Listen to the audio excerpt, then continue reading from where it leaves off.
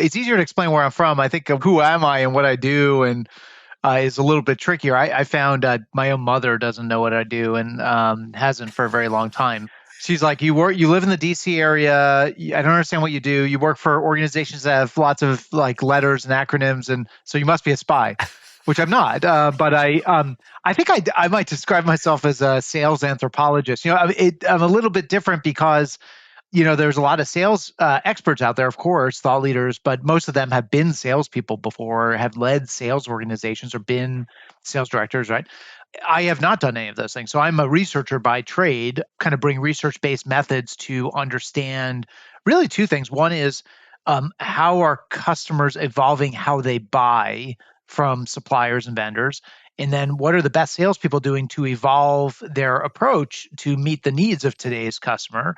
And how do we learn from those changes in techniques so that we can maybe bring some insight to everyone else and kind of create a tide that would lift all boats? But as far as where I'm from, so as I mentioned, I live in the DC area now, originally from New York. I grew up in Brooklyn, Long Island, and New Jersey. So all those terrible accents blended to create something somewhat Midwestern, I guess. So why did you pick sales as a topic for research? Yeah, it's a really good question. So I went to graduate school to study political economy. I actually got a PhD in that field. I thought I was going to be a college professor or university professor, and then I got kind of fed up with academia. I think as the old saying goes, the fights are so big because the prizes are so small.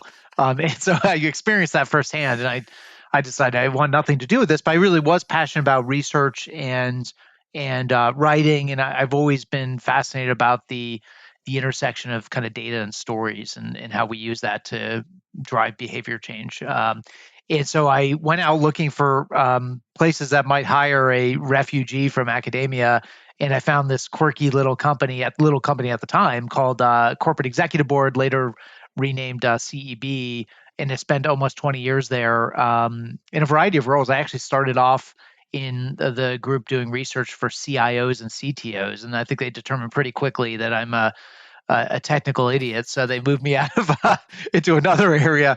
And I kind of bounced around a little bit. I ran the call center research group and the customer experience practice, and picked up in kind of 2004, 2005, if memory serves, the sales research group, and spent a good long time there. And I actually found that to be the most interesting of all the domain areas that I was running research in.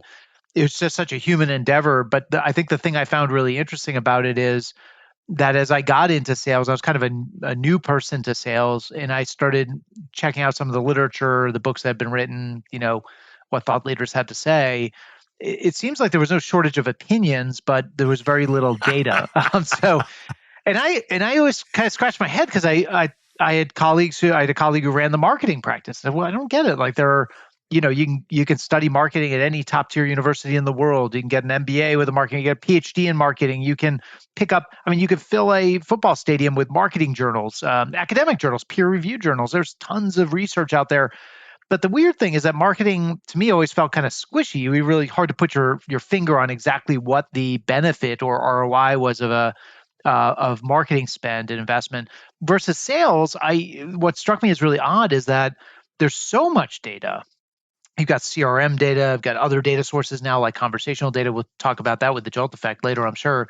But and you have a known outcome, right? You know whether a deal was won or lost.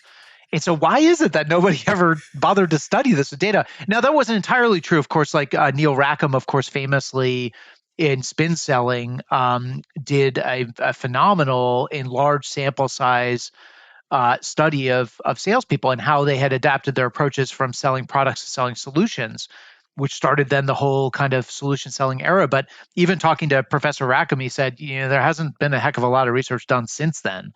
And so I think that's actually what he found interesting about Challenger. He's like, I haven't seen stuff like this in a really, like, since the 80s when I wrote Spin Selling. And that's a shame. There should be more of it because it's I think a function that people, sure, there's art to it, but there's a lot of science to it too. A lot of psychology, a lot of behavioral economics and things that are measurable and studyable and, with data. And I wish it was more the rule than the exception, but unfortunately, I think it's still the exception. If the marketeers can't measure it, it must be because you were trying to raise awareness, or it's just branding and they sidestep the whole thing. But with sales, like, we've either sold it or we haven't. We've either hit the number or we haven't. It feels like it's almost like looking at surgeons, except the salespeople take themselves, you talk to a surgeon and they will have done some training. And they will constantly be doing training. And then I interview salespeople and I said, what sales training have you had? And they look at me completely blankly, particularly if they've grown up and sort of come through if they've come up through mid-market firms. When did you last read a book on sales? Just like that, there's a thing, and like, you're supposed to. Are you? It's incredible. It's incredible the lack of, I don't know, curiosity I see. And the sort of startup and fast growth SMB clients that I work with, they are constantly trying to, we're going to hire one salesperson. What do we do? We need to build a team. What do we do? We need to hire sales directors. What do we do? And they're constantly in the market, and they just, because they don't, like you, they don't come from a sales background, and they're like, what do I look for? What should I be saying? What does good look like? And it's just,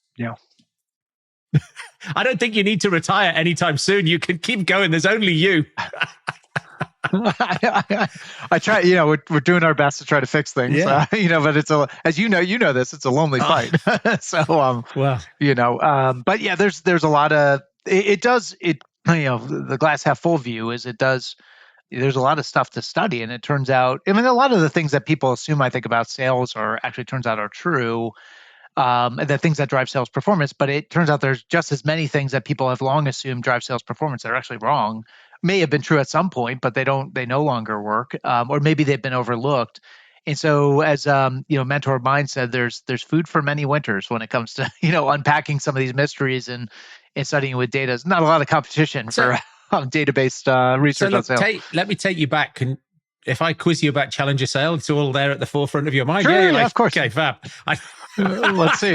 So we're going to find out. So in that book, one of the things that you say is you say some of these things that are true and not true about high-performing salespeople. Maybe I can pick your brains on that. We can share that with the audience. Inspire them to go and pick up a copy. So you go ahead. What struck you? I've got my own hit list. I still have people talk to me, so they sort of say, well, I should be in sales. I talk a lot. And then they go, okay, well, that's, maybe you should be a surgeon. You've got 10 fingers, right? So, but then there was this myth that actually this sort of listen to speech ratio, and the best salespeople didn't actually speak so much.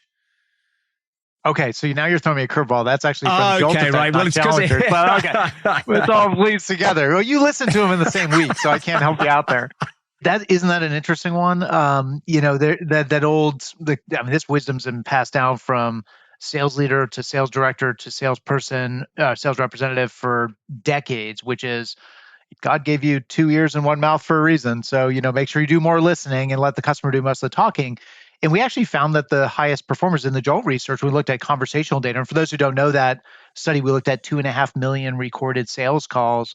And we found that is actually the opposite is true. It's actually your highest performers talk more than the customer. Now, they're not sucking the air out of the conversation, right? They're not talking at like in extreme amounts, like 70, 80% of the time, but it is more than half of the conversation. And, it's, again, you go to LinkedIn and it seems like there's an infographic or some sort of like piece of thought leadership or something out there, on a weekly basis saying, you should talk no more than 25% of the time. Your customers should be doing all the talking. Ask them questions, let them go. And I think it told us a couple of things. I think it told us that customers, and we know this from the challenger work, that this approach of just, grilling your customer with endless questions, especially those kind of hard to answer open-ended questions is exhausting for customers, actually. We also learned from the challenger work that, what your customer's really looking for is, at the end of the day, not for you to come in and ask them what's keeping them up at night.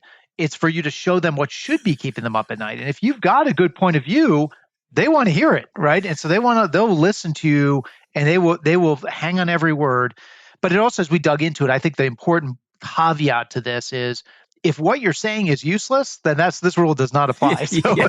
you know, so if look, and you do find some of that. So you do find lower performers where they do a lot of the talking, greater than 50% of the call, and you go and you look at what they're talking about, and it ends up being a lot of the stuff that's actually on your website. Here's who we work with, here's how many awards we won, here's how many offices we have, here's how long we've been in business, here's what our growth rate is, here's how, all the customers who work with us.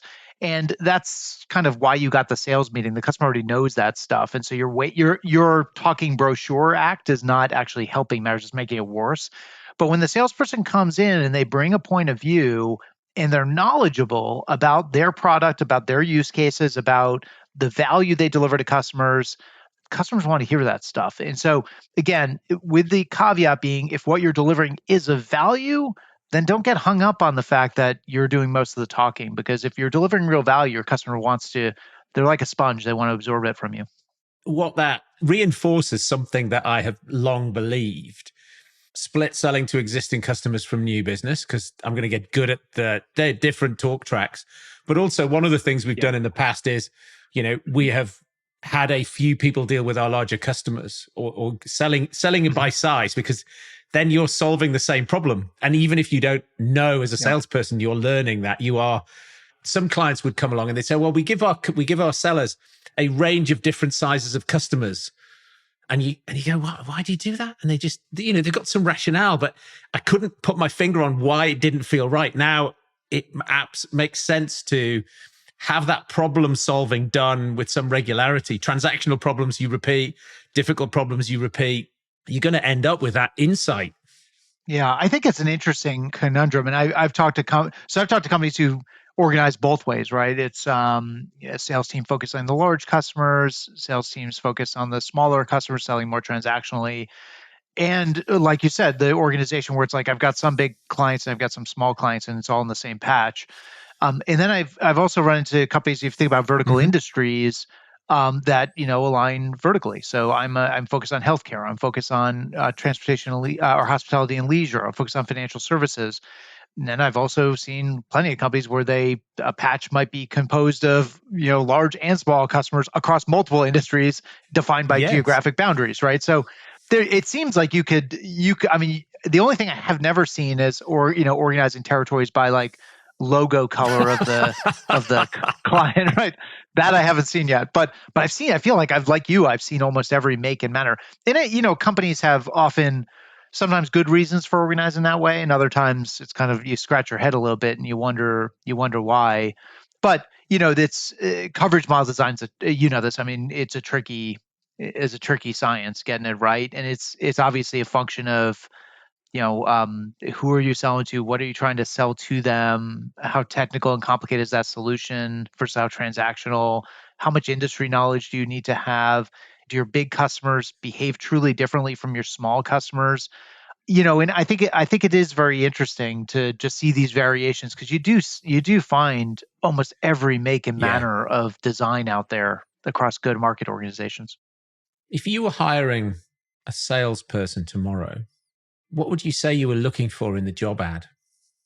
So I use a analogy from some work we did in the call center space.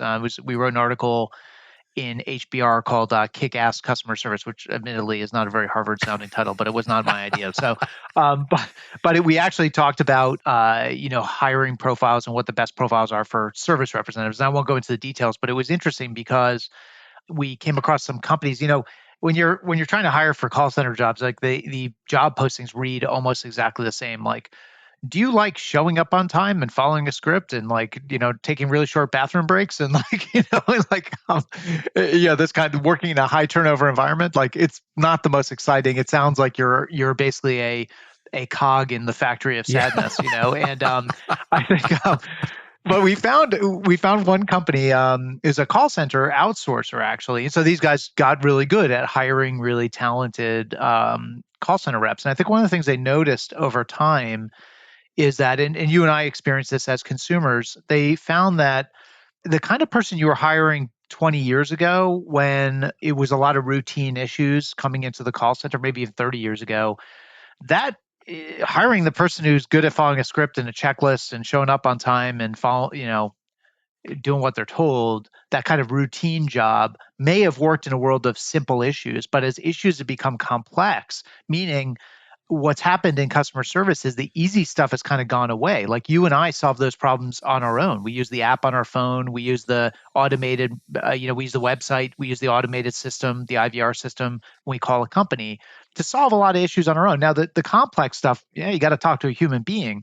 So what's happened is what ends up making it to the live service representatives is way more complicated on average than what it used to be. Like people don't call anymore to ask if their flight's on time, but they used to do that 30 years ago. Today they call to do complex stuff. And so it's made the job really different. And so these guys figured this out and they said, look, that old job posting, you're kind of getting factory floor drones. What we want is problem solvers. And so it was a really interesting approach. They changed their job description, I think, to signal that we're looking for complex problem solvers. And the way they did it is they said things like, not do you enjoy showing up on time and following a script and a checklist, but rather, do you enjoy planning complex road trips for your friends or your family? Like, do you enjoy these? And it was these really kind of interesting, and it got people, immediately they saw like people who reached out to them would come in and say, I was struck by your ad because I love that stuff. Like I love being the person who's responsible for planning all the way back to university, planning the spring break trip with my roommates, and now, planning the family trip and the family reunion. Like I love those complex tasks. And they found that that person is really great for this world. Now, the analogy to sales, I think, is interesting because if you subscribe to some of the stuff we find in Challenger or in Jolt Effect, and in short, in Challenger, we know that the best sellers are bringing insights. They're teaching their customers something new. I'm going to show you what is keeping you up at night, not or what should be, not find out what is keeping you up at night. And then the Jolt Effect, we talked about this idea of instilling confidence, and getting customers comfortable and confident with the decisions that they're right on the cusp of making, which can be really scary for a buyer, especially as those price tags go up and budget scrutiny goes up, and your company's riffing people, and you don't want to be the next head to roll because you made a bad purchase decision. So in that world, I would say that what you'd be looking for from a challenger standpoint, and I've recommended this to lots of companies, is you're looking for that intellectual curiosity, you're looking for that storytelling ability, and you're looking for somebody who really enjoys like a good productive intellectual exchange. And so I've heard companies say, like, if I'm talking to a sales candidate, I might ask them, teach me something that you're pretty sure I know nothing about, but you are an expert on. I'll give you 5 minutes, get me to a level of expertise there. Or, for instance, let's have a debate. Here's a topic, nothing controversial, of course. Like I heard a good example years ago. Back, if in the States at least, there was always this big debate about whether university athletes should be paid, because they generate a lot of money for the university. Now, of course, the Supreme Court solved that, and now some of the top athletes are getting paid. But that's a good, safe kind of thing. Say, hey, Dom, here's a topic: should college athletes, university athletes be paid? What side of the argument do you want? I'll pick the other one, and let's have a bit of a debate. And you're just looking for somebody to kind of lean in and get into it. And if that's what gets you out of bed in the morning, if that gets you fired up and it brings a smile to your face, like that's the kind of sales experience we want to bring to our customer. Now, I think on the Jolt side, what's really interesting is asking, especially experienced salespeople, let's role play a little bit, given the product you sell in your current company. And imagine I hesitate. What would you do? I'm not sure. And I'm starting to go dark on you. I'm going radio silent. What would you do? And 9 times out of 10, the salespeople are like, give them a discount or tell them, create that burning platform. You got to dial up the cost of inaction, Dom. You got to show them the pain of same is worse than the pain of change. More FUD, right? And instead, what you're really looking for is for that salesperson to say, I think I've got to do a better job getting that customer to understand I actually don't care if they buy the solution or not. I want them to make a great decision for them, for their team, and for their company. Whether you buy our product and service is secondary to that. If it's the right answer, let's get there. But my job is to help you figure that out. And if it's not the right answer, I'm going to be the first person to tell you. And so if my customer goes radio silent on me, if they disengage, I kind of feel like maybe there's something going on there, that I have done a disservice to them somehow, and they're kind of wringing their hands and they're not really sure. And I need to find out what that is and then be of help to them. Right. But you don't hear that a lot, do you? Well, I the lady who used to be, I think she's called Liz Garrett, but I might have forgotten her name. I've spoken to her in ages. She used to be MD for Gallup in the UK. And she said to me, Dom, there's one question I always ask salespeople. Tell me about your best deal. And it feels as though it's getting to the same answer. And so 9 out of 10 of them say, got this check, got the commission, was number one. And the other guy says, tells you about the benefit to the customer. The downstream benefits of the sale, what made him feel proud. It's the same thing. It is, except for that answer is way better than mine, but that's really good. but it's the same thing. You're trying to find that 1 in 10 person. And you see, that I think is the funniest thing, because all of the research says human beings are not motivated by money. Unless it's transactional, where, if you and I paid a piece rate for putting widgets in a box, there's some motivational impact of paying us per widget in a box per hour. Cognitive skills, I can find no evidence anywhere in the universe that says if we pay you, you do it better or more of it. And yet we pay salespeople commission and it makes no sense. And not only that, but we spend hours fretting over the comp plan and then fretting over what the salespeople will do with it. It's just like, just pay them a salary. We don't pay anybody else commission. It's not necessary. It's a funny world. Hey, so you clearly, one of the books you listened to was Drive, right, by Dan Pink, because that's fascinating, right? Just fascinating. But you nailed the argument there. It's so funny because the world of so we wrote an article in HBR called "Dismantling the Sales Machine," and we hit on some of those themes. There are a couple of, in all of my time studying sales and engaging with some of the most amazing sales leaders in the world, leading their companies to growth, doing really innovative work, developing the next generation of sales people, sales leaders. I can count on like one hand the number of companies I've run across. It's now like 20 plus years I've been doing this that don't pay their salespeople commission. One of them is a big strategy consultancy everyone would know. One of them is a microchip manufacturer called Microchip. And then the other, a semiconductor manufacturer. And the other one was a company called Cameron Surface Systems that made parts and kind of equipment that goes on oil rigs, like drilling platforms, stuff like that. And you know what? There's like 2 and you remember it's like 3 and you remember them by name in your entire career. Yeah, that's it. That's it. I'm done. And so, but it's so funny because you talk to these folks and they all say the same thing, which is they talk about like Microchip and Cameron. Their sales leaders told me that it was like almost like they were sharing notes. I asked, why did you do this? It's so unusual. It feels like the salespeople come after you with pitchforks and torches for taking away their commission. And they said, it's interesting because what we found was, as we moved the organization from selling simple products on a transactional basis, the widgets in a box, to your point, to selling solutions, what we found is that we needed a high caliber salesperson to engage at a very senior executive level with our customer to problem solve, to think about configuration of solutions, to think about value, to think about delivery, and really complex problems. So take Cameron, for instance. They found as they moved from selling drill bits to the purchasing manager to selling entire drilling solutions, they're engaging with like the CEO of the oil and gas company or the exploration company. And that requires a different caliber of salesperson. Now, what's interesting is that they found a lot of those people who were really deep on the product, really deep on the customer's or organization, their industry, were always brought along to the biggest sales meetings. Yes, they asked those folks, why aren't you in sales? You're brilliant at this. Like the CEO was hanging on every word. It was amazing, the value you brought in this interaction. They say, I don't want to put my comp at risk. I've got a family to feed. I'm not interested in I'm not coin operating that way.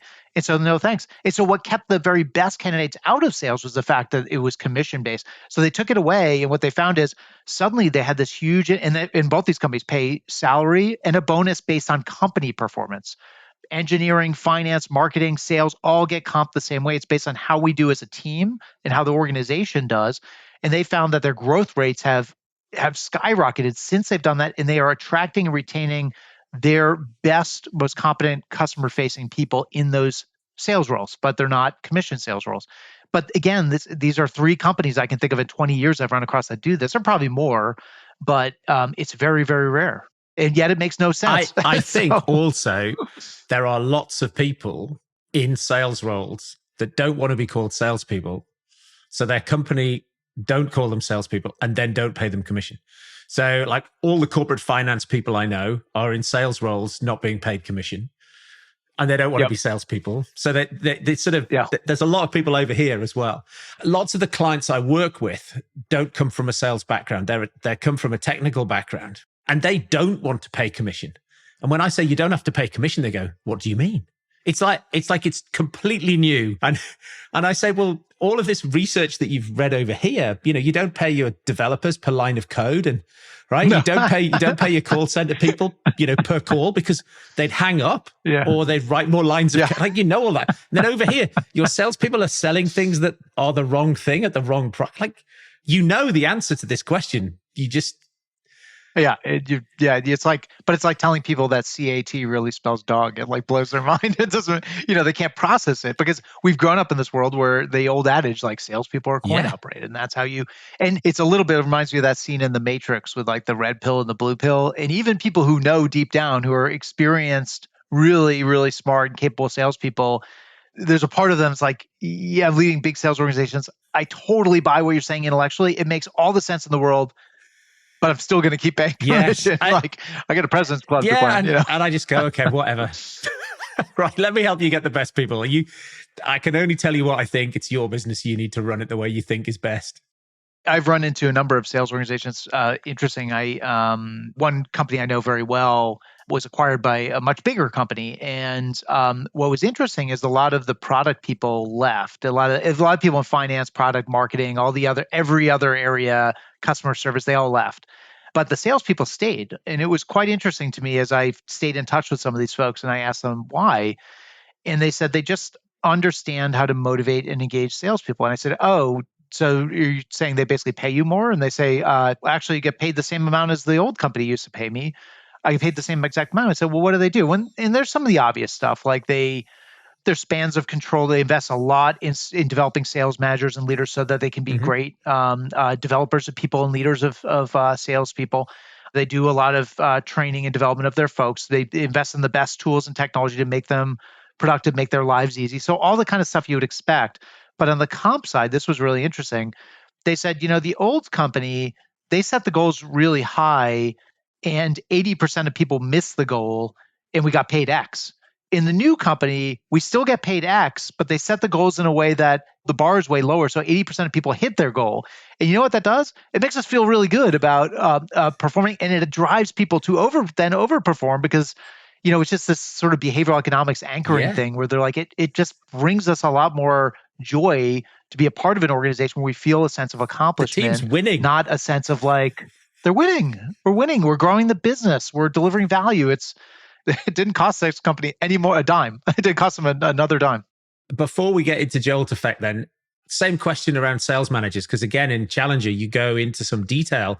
The thing that surprised me, I'll probably get the numbers wrong, was it 20% was driven by coaching? And actually, one of the things that you said was absolutely critical was that the sales managers could sell. And I see that a lot in the businesses that I work with, because you make the point that the sales manager is probably going to have to get some of these more tricky things over the line. And if they can't, you don't have that ability you don't have the ability to win those bigger deals. What's interesting though is that, and I'm sure you've seen this more times than I have, but I mean, how old is the tale of the high performing salesperson who feels like they've got no opportunity to advance in their career, and so they see the only path forward is to become a manager, and then they flame out as manager. So it turns out what made them a rock star individual, it's like doesn't translate to being a great leader of people. I see it every day, every day, all the time, right? And so I think it's interesting. I think the exact data, which now you're that's all the way down. That's all the way in the back of the book. So you're really testing my knowledge here. But as I recall, there were some basic fundamentals like that were required of, it doesn't matter if you're managing anybody, call center workers, marketing department, finance team, it's honesty, integrity, good communication skills, things like that. It's just like, that's kind of stock in trade of being a leader and being a manager. Then you had sales ability, you had coaching, and then you had what we call deal innovation. And just on those pieces, I think just to click on those really quickly. So on the selling ability, I think what's really interesting is that in our research, we found that the managers, as a general rule, could sell and they could demonstrate the skills required to be good at sales, but they weren't necessarily the highest performing salespeople. That was not a prerequisite. And as I just mentioned, it turns out a lot of the highest performing salespeople end up being the worst managers. The second piece on coaching, this is the thing that we found in this research and in previous research.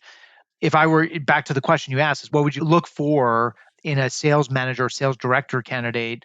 I would say it's coaching ability. That is the number one thing. Your manager's ability to coach your people pays massive dividends. It drives performance, obviously, but it also drives retention and engagement. It gets the team motivated, makes them want to work harder, gets them to want to stick around and grow their careers and be a member of the team and of the organization.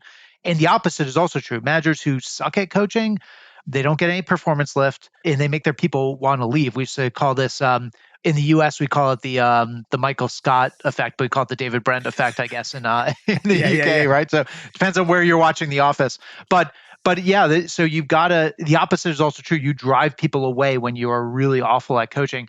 The sales innovation piece was interesting because that spoke to less the sales manager's ability as a salesperson, but more their creativity and their ability to sit down with the rep and say, why don't we approach this from a slightly different angle? Have we tried positioning the solution this way, or the pricing this way? Or let's maybe move these pieces over here and those pieces over there. And so a lot of that is not because they're just wizards. It's because they're very good at tapping into the wisdom of crowds and engaging with their colleagues who are running other sales teams, maybe in other divisions, other geographies, maybe sit right next to them in the office next door, and picking their brains about what's working for them, what's getting your deals unstuck. And maybe I can take some of that learning and use it to help my team. Last thing I'll say is I think a good metaphor here, or a good analogy is golf. So, if you think about all these top players in the world, with very rare exception, they have a coach. In some cases, they have many coaches. They've got like a putting coach, they've got a full swing coach, etc. And those coaches, as a general rule, have never reached the levels that their pupils, these professional golfers have reached. Some of them never even played on the professional circuit. Some of them have a little bit of experience. They've never won majors. They've never won tournaments. But their gift is coaching and innovating, where they see something going wrong and spotting it and giving some ideas to help the coachee improve. And just that ability to impart wisdom. And that always struck me as a perfect analogy, because why would Tiger Woods or Rory McIlroy or any of these world famous golfers listen to somebody who's never had the achievements that they've had? And it's because their gift is performing and hitting a golf ball. This person's gift is helping people improve and motivating them to improve. I think also, having run companies and now coaching CEOs, it's where you get your joy from. And so I had no idea that I would enjoy this job more than any other job I'd ever had until I did it. And then it's like, I could just do this all day long. I could help people grow their businesses faster all day long. And so if you're a coach, you get joy from coaching. I was talking to a guy, we had a new client here this week, and his son's a ski instructor. And he said, he was chatting to his son about, he said, the best days are when on the first day of a family vacation, dad and the sons are off skiing and mum comes in for a day and she's a bit tentative, and she's with us because the lads are all skiing hard and that's not her thing. And he said, Wednesday, I send her back to her family and she out skis them all. And it's like that. That's the best. They're the best. They're the best customers for him. And it's just that's where he gets his joy from. Helping other people. I've got a good buddy. He was when I was at Korn Ferry, he was one of their top search consultants and executive recruiters. And he went off and started his own shop a number of years ago, and it's been really successful. And I remember asking him, how would he describe his job? And he said, I'm an executive coach. I was like, it's funny because coaching's not listed on your website as a service you offer. He said, no, but I spend all day, every weekend, the evenings, early mornings, texting with clients and coaching them and helping them through different business situations. I mean, there's a whole gamut of development issues or leadership issues or growth issues or working with the board or managing a difficult employee or, thinking about team dynamics. And people come to me and ask me all these questions because they think I can help, and I try to be helpful, and it brings me a lot of joy. And then they end up hiring me to do search work for them. But that's not what he's like. What I really enjoy is helping them. It's just fascinating. That's brilliant. Look, let's dig into. Oh, I tell you what, I could just fact check a heuristic with you. So, I mean, you might not know the Sure. answer, but in my mind, because you were talking about sales managers' impact on teams, and one of the other companies you spoke about earlier was that span of control. I don't know whether I've made it up or whether I read it somewhere, but in my mind, it's like if I've got 4 salespeople, I don't hire a 5th salesperson, I hire a manager at that point. And if you got a sense of what span of control can be if you put a great manager in and sort of impact? Yeah. I think so. Most of the numbers I've seen have been a little higher than that, but I think you've got to keep in mind the complexity of the sale, right? And the size of these deals, the sales cycle, et cetera. You could see a 1 to 4, 1 to 5 ratio makes perfect sense in a world in which your salespeople are working only a handful of really big deals, and you need to spend really intensive time with. It's almost more of like a team-based sales effort, right, with your salesperson on the deal, on calls. And so there in that world, a 1 to 7, 1 to 10, 1 to 12 kind of ratio just falls apart, right? Because your people don't get the attention and the support they need. But in a much more transactional, take as an extreme example, like transactional sales that happen over the phone even in a B2B call center, right? That spans of control there end up being Yeah. much bigger, right? You're talking about like low teens kind of thing, because it's kind of a wash, rinse, and repeat. And truthfully, like a lot of those jobs are going away because a lot of those things are being sold Yeah. online now. Customers realize they don't really need to call and talk to anybody about this. So Let's dive into the Jolt effect. So, once in a lifetime, maybe opportunity, as you say at the beginning of the book, because COVID comes along. And whereas you had some call data before, it was those sort of call center based sales reps you could listen to. Now, everybody's doing every sales interaction online. And now all of a sudden you've got all the data for solution selling that you've never had before. A huge volume, and machine learning's come on in such a way that you don't have to pay people to listen to it and make notes. That was the one downside of Neil Rackham's. They sat there with clipboards, literally taking notes in the meeting. So it's like, it's not a surprise that people didn't repeat the exercise. Yeah, that's right. As I think about that experience, you're quite right. I mean, we really benefited tremendously from the pandemic, right? Which moved sales, to 100% virtual literally overnight. It's the same thing as work from home. Like companies would wring their hands about telework and, people working from home, whatever, for many, many years until the pandemic came along and it decided that for them. And the same thing with sales. I mean, I think most companies were slowly starting to incorporate Zoom and Teams and some of these virtual platforms into their sales motion long before the pandemic. Then there were plenty of companies, especially SaaS companies, which were almost 100% virtual already. But for those big companies, I remember talking to companies sales leaders at a conference. I was actually working for a company called Tether at the time that did conversational analytics, and as you said, Dom, their sweet spot had been really that call center, because in a call center, everything is recorded for compliance and, as you know, like compliance and training purposes, like everything is recorded. And that's what they do, right? You don't have a conversation that's not recorded. It all goes through that single channel. It's a very controlled kind of environment. But when I talked to B2B companies and I said, we've got this amazing technology over here and we do work with consumer call centers, some B2B, but mostly consumer. Would you ever consider recording your B2B your calls as a B2B sales leader with your customers? And the answers I got were like, oh, we could never do that. Like, there's no way. Our customers would never be honest with us. They would never want that to happen. Our salespeople would hate that because they would know there's Big Brother and they're being checked in on. And then COVID happened, and then everything started being recorded. Now, I think that's when companies suddenly realized the power of this data set that they've been kind of, I don't think they were naive. They knew there was sort of gold in there, but they just didn't want to. They're worried about the risk of collecting it and doing something. What would that what happened to the customer interaction? What happened to my salespeople and their engagement levels? But yeah, we had this benefit of the pandemic, which forced everyone to just go virtual overnight, and went out to several dozen companies. And we asked them, for the purposes of this research project, would you send us all of your sales recordings, your call recordings? I would say most of them, some of them were already on platforms like Gong or Chorus or these kinds of sales loft where they were already recording the calls. Some of them were using Zoom, and it's pretty easy to they weren't recording, but they said, yeah, for the purposes of this study, if we know we're going to get value out of it, we'll just give our salespeople like a little bit of coaching on how to ask. And the salespeople started asking, and it was interesting. They found that the most effective way to ask was to position it as a value add to the customer. I know we've got, Dom wasn't able to join us today, but if we record it, I'll send you the link and you can send the recording of the call. Or maybe just record it and you can go back and listen to it if there's anything that's confusing to you. Or even better, do you mind if I record it? Because that way I can go back and listen to it again and make sure I'm capturing all the detail of what you share with me and don't ask you to repeat yourself later. Customers are like, absolutely, knock yourself out. I don't even recall if there was any of these participating companies that was ever told no by a customer. Like, yeah, our customers have no problem with that. And so we collected this and we studied it with machine learning. I think there were 2.5 million sales calls. We looked at 8,300 variables. This was did you find 8,300 variables? But anyway, so that's a lot. That's a lot. Yeah. Good. But what's cool about it is because we're collecting this data, and a lot of these calls were appended to Salesforce or Microsoft Dynamics or HubSpot records. They dynamically updated even while we were doing the research. So you may have been doing calls and the salesperson's, and the study is concluded, but the salesperson's still kind of working the deal and trying to get it closed.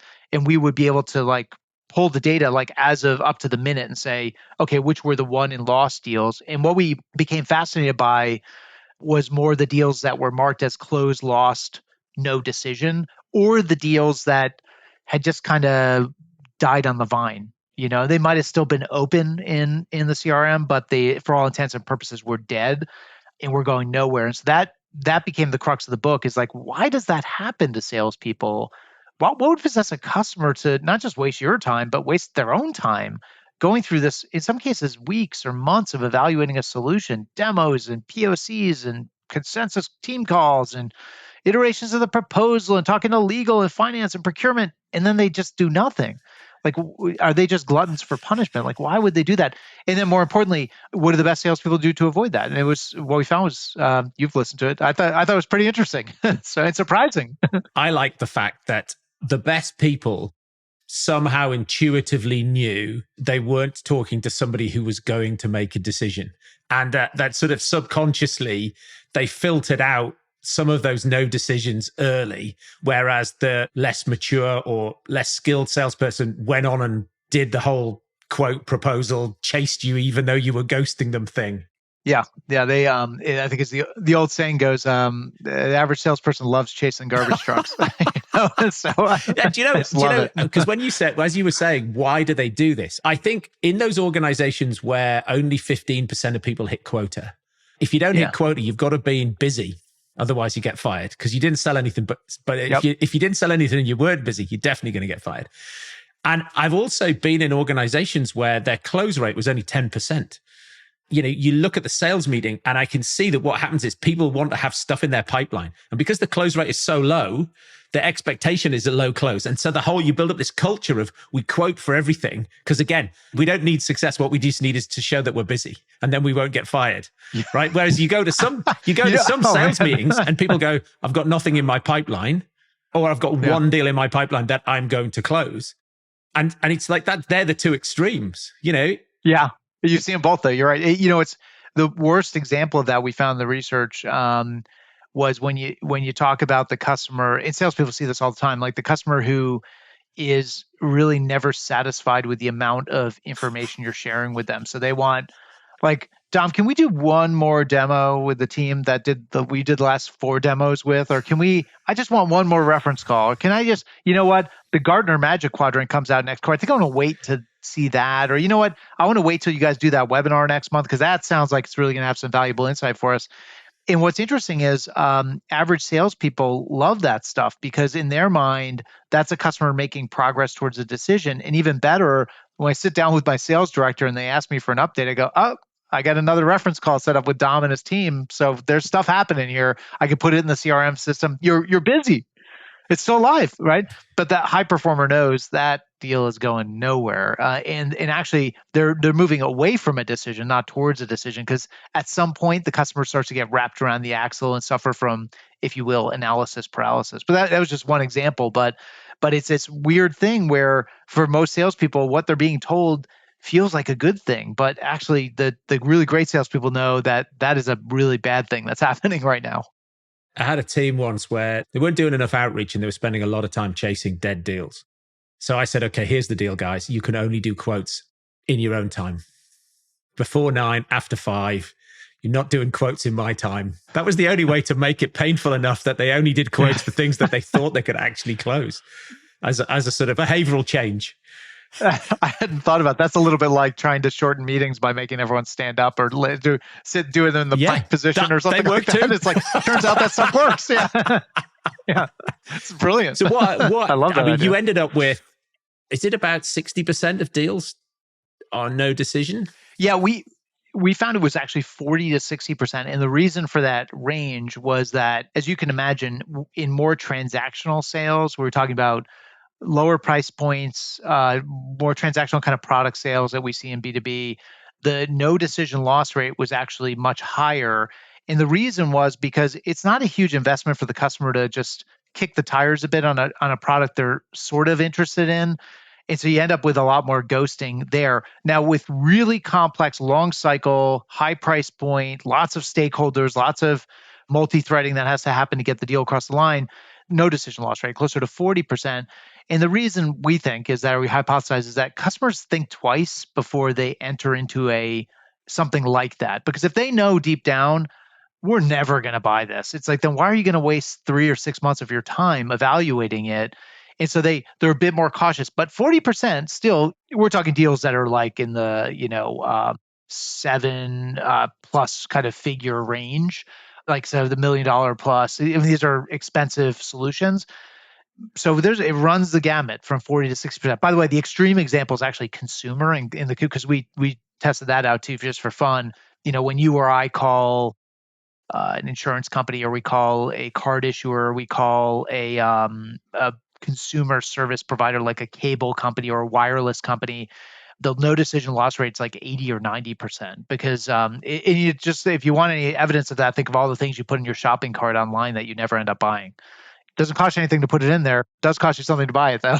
So I'm still amazed that big deal that's going to, as you say, is going to take multiple people, multiple calls and take 6 months, that 40% of people still don't make a decision. That's still fascinating because it's so time consuming. Yeah.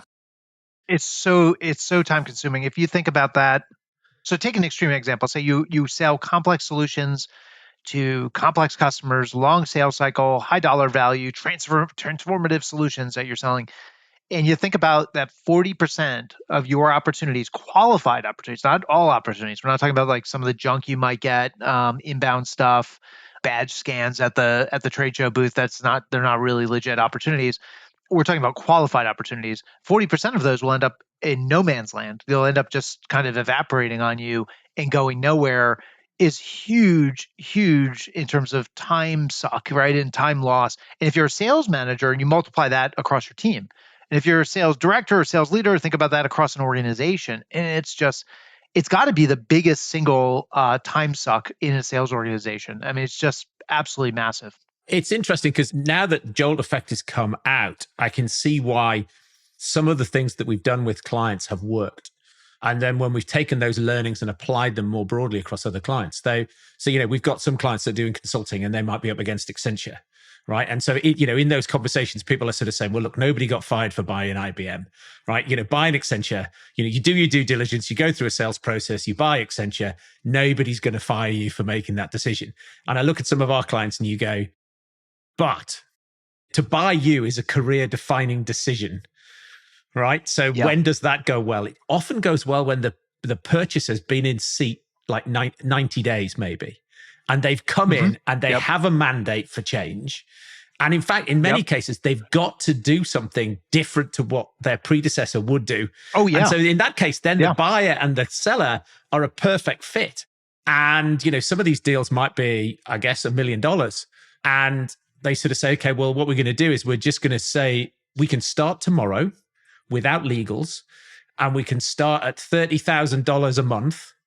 And, that's sort of the sign-off limit. So nobody has to go through any process. And we're in the door and we started. And in fact, some of their clients just pay them £30,000 a month sort of forever, because then they don't have to go and tell anybody they're doing it. And so it's actually that whole, how do you help them mitigate the risk? How do you get the time to value equation right so that you can get them to go ahead.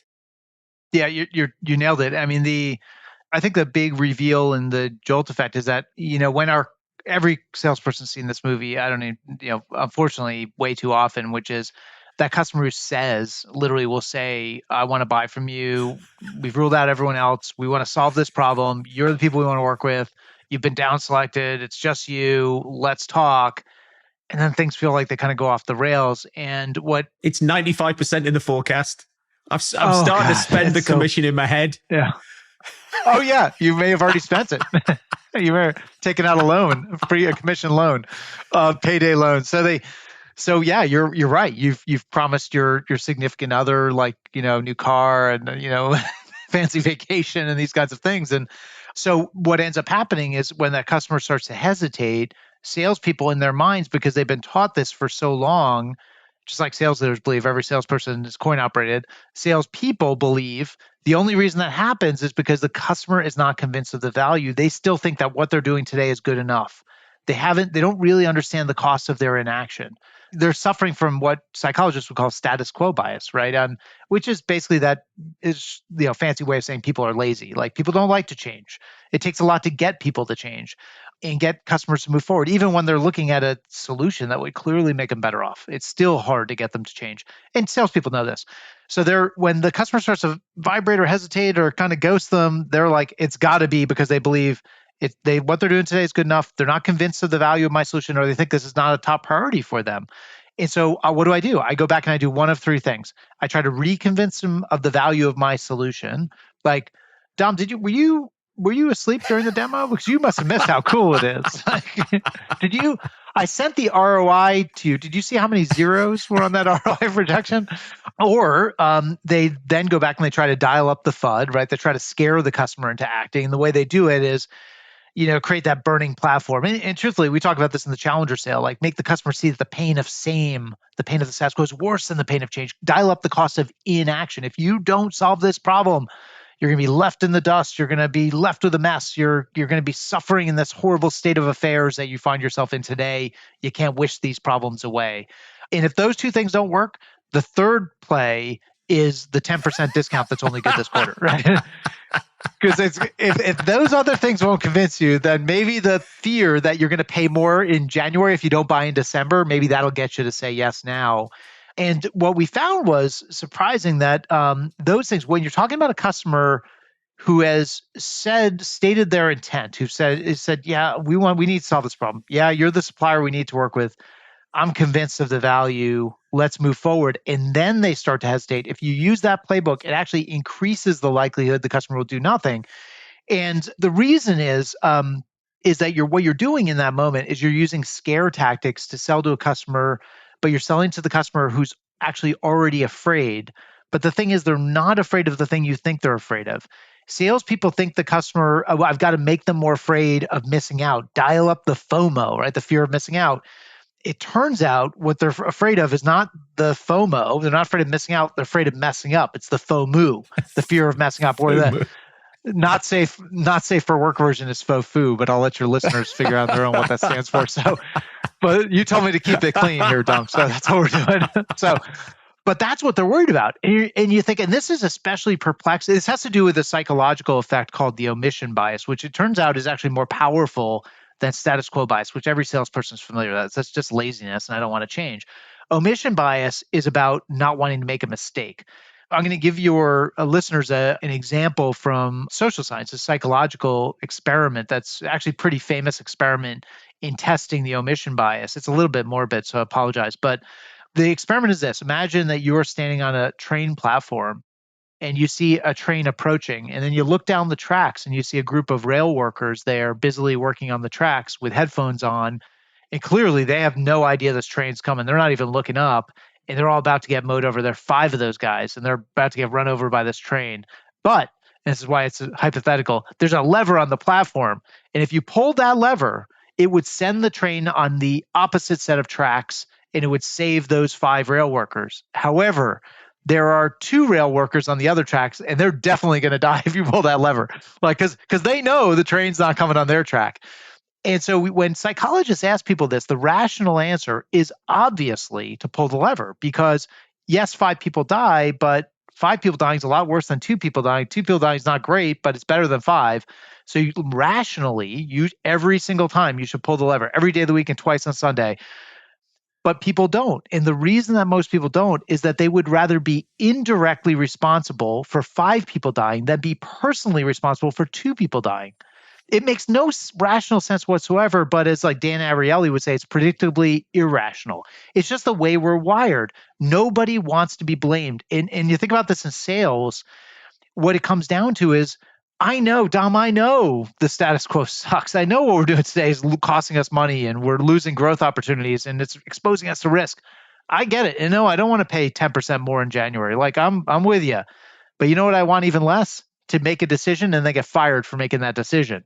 And so nobody ever got fired for maintaining the status quo. What gets people fired is trying to change it and having it not work out and having their name associated with it. And so that's what people get really worried about. And it turns out there's a set of things that people really get worried about that salespeople can do something about to get that customer feeling like, you know what, I'm making a great decision here. And I'm working with somebody who's got my back. And they're going to make sure I look like a hero, not like a fool. Does the customer know, before you tell me what those things are, does the customer know that that's their challenge? If you say to them, look, 5 people, 1 person pull the lever. Look, if we could get the CEO to pull the lever, how about that, right? You know, are you able to rationalize, do you think, around this with the customer? Or do you have to approach it tangentially, knowing that they have this challenge, but they're not going to admit it to themselves? I think we talked about this a little bit earlier, but we were talking about the Dunning-Kruger effect. And I think this is very true of customers, is that they think they are more decisive than they really are. We actually found in the research that across 100% of customers, only 13% of them in the calls associated with those deals displayed none of the trademark emotions that psychologists would say are indicators of indecision. These people were purely rational, just dollars and cents, ROI. Is it the right answer for my business? Let's go. By the way, if you're a salesperson listening, if you find one of those customers, you should sell them every single thing in the bag as soon as possible, right? Like those customers. But it's only 13% of the market. 87% of the market are either moderately or deeply indecisive. And here's the rub about it. To your question about, does the customer realize this is happening to them, that they're suffering from this? What's interesting is the more junior customers do realize that. It's the more senior buyers who not only do they have no idea, but in fact, they believe the opposite. They think they are actually being very decisive. And if you ask them, do you consider yourself, if you ask 100 senior executives, C-level executives, do you consider yourself to be a decisive executive? 100% of them will say yes. They'll put their hand on their heart and they will say, absolutely yes. And they actually get offended when you suggest that maybe you're a little bit scared of messing up or effing up, as it were. I'll have to give you a real specific story here. I presented some of this research at a dinner. I was hosted by a big enterprise software company, and they brought a bunch of their top executives together, CIOs, CTOs, CMOs. They sell across a bunch of functional areas. There was a woman in the meeting who was the CTO of one of the biggest manufacturers in the world, just one of the top 10 manufacturing company. And I got into the research and she was just pissed. Like she was pissed at the suggestion that people like her feared failure and that they're afraid of messing up. And she like slammed her hand on the table and said, I would get fired if I hesitated for a moment. I make 1,000 decisions a day. And that is what I get paid to do. That is why I'm the CTO of this company. There's no way I would have this job if I hesitated. Fear is not part of the game. I'm leaving. She actually left. She stormed out. It was awkward. And then we had the rest of the dinner. Everyone else said that was weird. And then all the customers left, and the people were left as me and the hosts who were these sales leaders at this enterprise software company. As soon as the doors closed, they said, we're really sorry that happened. And that she really went after you about the data. But I got to tell you, she's our most indecisive customer. Like she can't make a decision worth a damn. Like it's always like hemming on. And people, senior executives are so unaware of their indecisiveness. Telling the story reminds me of stuff I've seen in the medical. I used to work for Glaxo years ago. And you say to doctors who've been doing a procedure for a long period of time that actually it's just witchcraft. And there's no evidence that this procedure actually works at all. You'd think they were doctors and it was rational and they have the patient's best interests at heart. But actually, you are challenging their self-worth. And they just double down on that. And so it's the They same, just it's just the double same down, thing. triple And down. it's like, It's the same. whatever they need to do, they won't listen to you. They have to belittle you, belittle the message, belittle the messenger, whatever it is, because their entire self-respect is on this. And so it's the same thing. You say to her, you're indecisive. No, I'm not. Oh, no way. And you know what? It's what's interesting is it actually renders some of the traditional sales techniques like moot. In other words, like if you were to ask, especially think about that buyer, if you were to ask her, like, do you consider yourself decisive? Are you worried about getting fired for buying, signing this contract? You would never do business with that person again. They'd be so deeply offended as this executive was when, the So suggestion that she might be indecisive. And so what you need to do then is develop new techniques, because what you're really trying to have happen is, if I know there's something going on here, you're worried about something going wrong, but I got to get it on the table so that we can talk about it and do something about it. Let me help you manage this perceived risk. But I can't ask you if you're afraid, because I'm going to get kicked out of your office. You'll never do business with me again.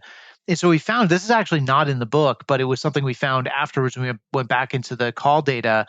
High performers had seem to have developed the technique on their own without ever being taught to do it, that is kind of similar to how a surface ship detects a submarine in the water. They use this technique, we've called it pings and echoes. So they send, like a surface ship sends a ping into the water, and they're listening using sonar to listen for the reflection, right? To, is this a whale or is it a submarine? Is it an enemy submarine or a friendly submarine? Is it heading towards us or away from us? And so high performers do the same thing. So what they don't do is ask the customer if they're afraid of failing, or ask them what they're scared of, or because that's a recipe for disaster. So instead, what they do is they try to articulate the fear they suspect their customer has, but in a way that makes it okay to talk about it and makes that customer feel perfectly normal for having that concern. So it might be something like, Dom, we've had some great conversations. Back to when we met at the trade show, and we've done a couple of demos. We did the POC with your team. Seems like it went really well. But I'm reflecting a bit on kind of where we are right now. And I'll tell you, I sometimes we do our customers a disservice. We show them so much because we're really proud of what we do, but we don't tell them what not to buy. We just show them all this stuff that they could buy. And I think it leads sometimes to our customers feeling a little bit overwhelmed and not know exactly what's nice to have and need to have. And you, Dom, you're very clear to me. When we first met at the trade show, you said our budget's limited this year. And so we do move forward. We got to be very choosy about the way we move forward. We can't have it all. And I'm reflecting a bit on that. And I'm also reflecting on the feedback that I got from you and the other members of the team, that everything we showed you seemed to resonate. And so I'm just a little concerned right now, if I asked you, do you know what is nice to have and what is need to have? Of all the things we showed you, could you guys answer that question? And if you can, I'd love to know. And if you can't, I'd love to be of some value to you, and stop just dumping more stuff on your plate to consider, and let me help you be a guide to make that hard choice, because we know this is a really important decision. And I want to be a good steward of your budget, and I want to help you guys buy the right solution for you. Now, what you might say in response is, Matt, we were just being polite. This is, who we are as a company. There's a lot of stuff you showed us we have no interest in, and we weren't that impressed with it. So let me tell you what that is. Okay, cool. Thanks, Tom. Or you might say, yeah, no, you know what? We don't know. And you're 100% right. If you ask us right now what we could fit into our budget of all the stuff you showed us, I think you'd have a big debate on the buying team, on the across the group that's evaluating this, as to what's nice to have and what's need to have. So what do other customers like us start with? Like, can you give us some guidance there? Like, help us avoid wasting our time and money on things that are not going to deliver the value, because my name's on this and I need it to go well. So it creates that kind of safe zone in which we can talk about a real human problem and get down to brass tacks about what's giving you pause. Really helpful for people to know that that's the way that they should approach it.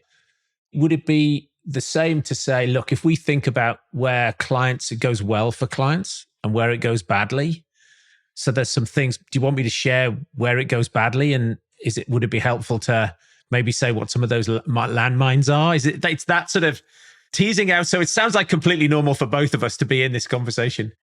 Yeah, for sure. And you're right. That's something. And it's what's interesting is it's very rare across salespeople. The salespeople who are confident enough, I say confident enough, comfortable enough, and other centric enough to be completely transparent about the fact that some stuff that we make doesn't actually work very well. And some things that sometimes this doesn't go well. And it's not always roses and, pots of gold. It's sometimes things go badly. And I want to tell you what those things are. The good news is we know what those things are. And so we can plan for them in advance and make sure you don't end up in one of those traps.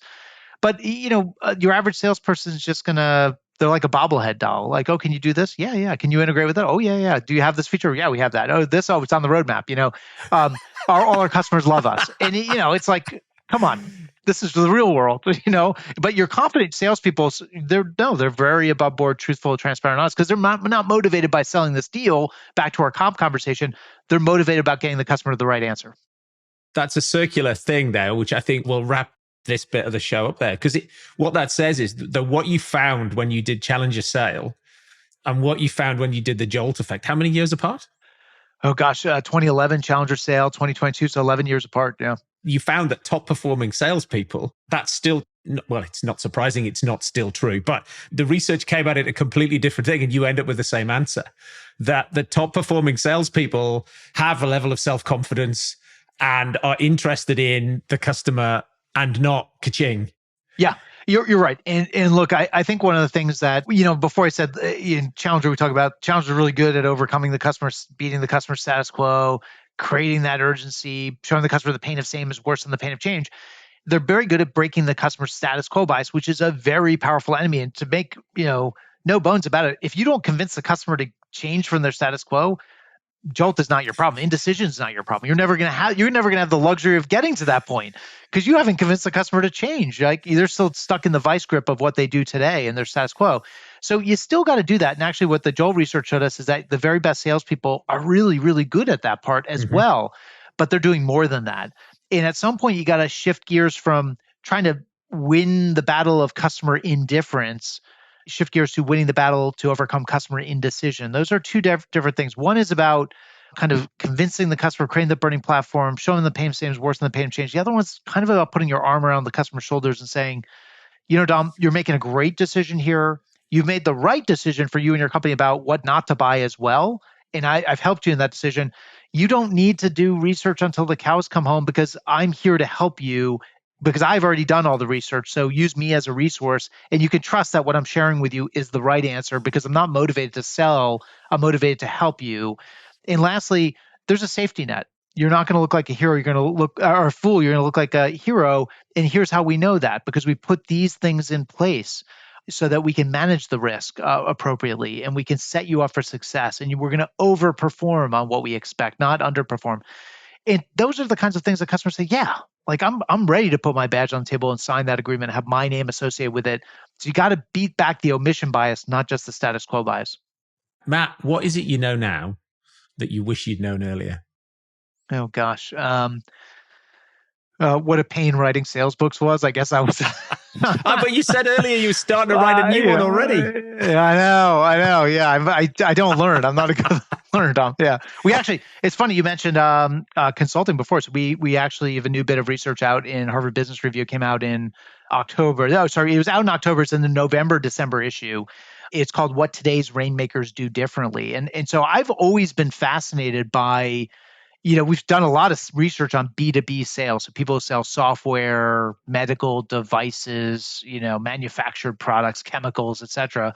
But what we never studied was a doer seller. So meaning like where you're selling advice. So think about lawyers, accountants, investment bankers, wealth managers, commercial realtors, consultants, right? Executive search professionals, PR or business coaches. Exactly right, right? Like when you are the product and what you're selling is effectively advice, it's not something you can touch or feel. And not only that, but the go-to-market motion is quite different where you're selling and then more often than not, you're also delivering that work and that value to the client. You're selling yourself.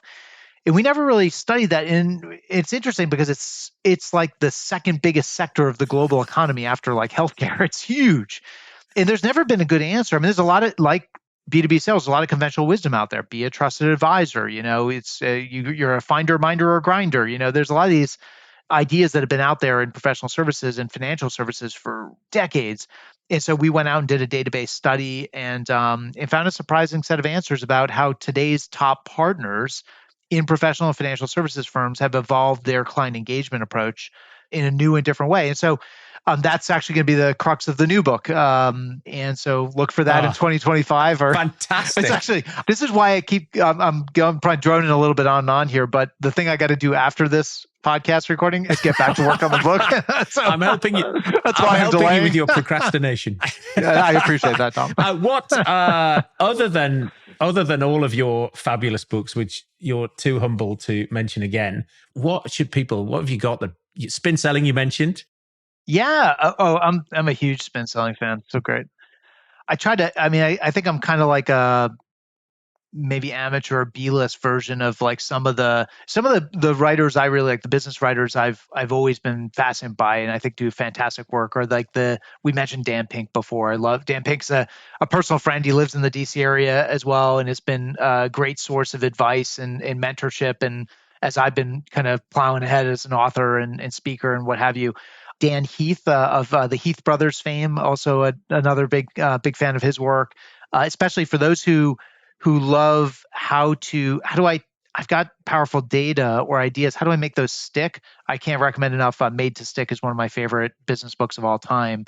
Malcolm Gladwell, Charles Duhigg, Ori Brofman. They're just fantastic. Dan Ariely, Kahneman. Like I really like when people take data and combine it with powerful stories to change the way we think about something that maybe we thought we understood, but it turns out now we look at it in a different way. And I think I've tried in my career to do that as well in sales and in customer service. Again, an amateur version of what those guys do, but I love that idea of combining data and stories because I believe, deep down, I believe salespeople, they're a skeptical bunch. I think that the data and the fact that this is database and science-based, it's not just me yelling and screaming from the stage. It's that this comes from a robust study so you can trust it. They want to get excited about it too. So you need the story element as well. And I like that. And I think that's what salespeople respond to. Of all of those authors, though, what were the top 2 or 3 for 2023? What do you? So I spent a lot of time when we did Jolt Effect, we spent a lot of time going through a lot of Kahneman's work and his older work with Seversky. But Thinking Fast and Slow, it's a big book, so it's not exactly light reading, but it's fascinating stuff just about the way the human brain works. I think Dan Ariely's Predictably Irrational is a classic as well. We talked about Dan Pink's Drive, and I mentioned the Heath Brothers' Made to Stick. Charles Duhigg, Power of Habits. I love that book if you haven't read that yet. Brilliant. Also a great book. Brilliant. Matt, it's been an absolute pleasure talking to you. Thanks, Tom. I appreciate the time.